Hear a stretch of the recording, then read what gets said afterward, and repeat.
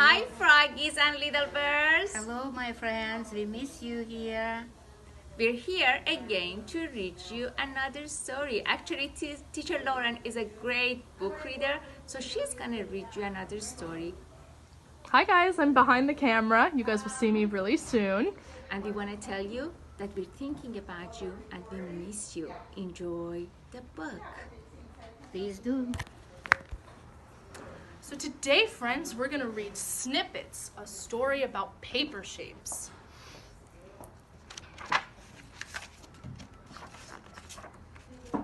This is a story about a strange little place where two shapes of paper filled up the whole space.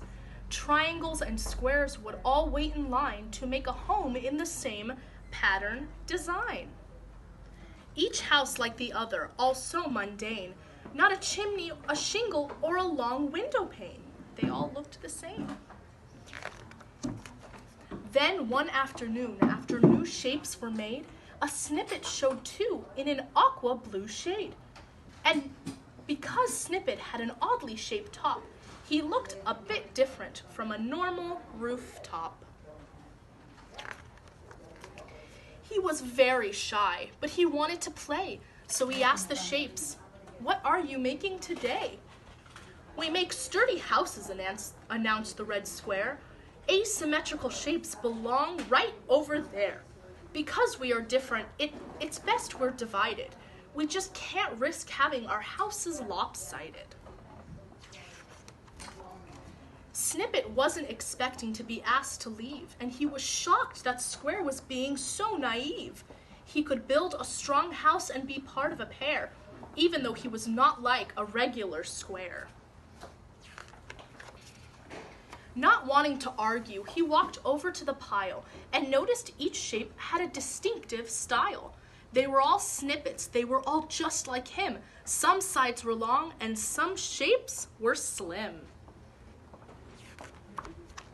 He was so excited by such a surprise. There were so many shapes of irregular size. "Come on," they all said, "jump right into the pile." So Snippet dove in with a bright, gleaming smile. And even though Snippet really loved the new space, he just couldn't forget that strange, tidy place. Deep down in his heart, being divided felt very wrong.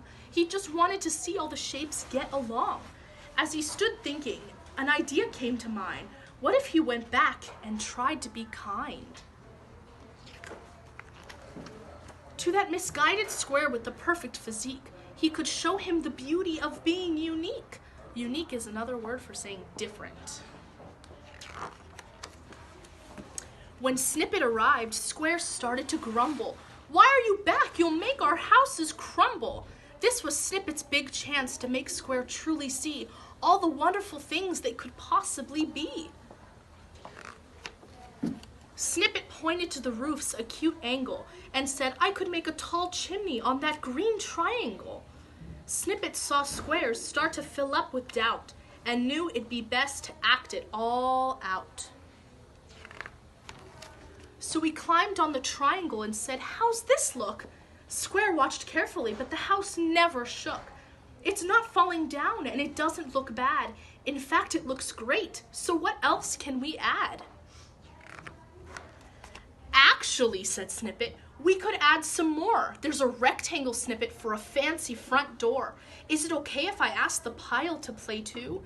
Square happily agreed, only expecting a few. But the whole pile showed up to come over and play, and to Square's huge surprise, they had such a fun day. The houses they made had never looked so grand. It was just as wonderful as Snippet had planned. Squares, triangles, and snippets all getting along. They'd make a great place where they could all belong. Long rectangles made houses that reached up so high. A pentagon-shaped rocket could fly in the sky. A right triangle made a red sail on a ship. It was amazing to see such a close partnership.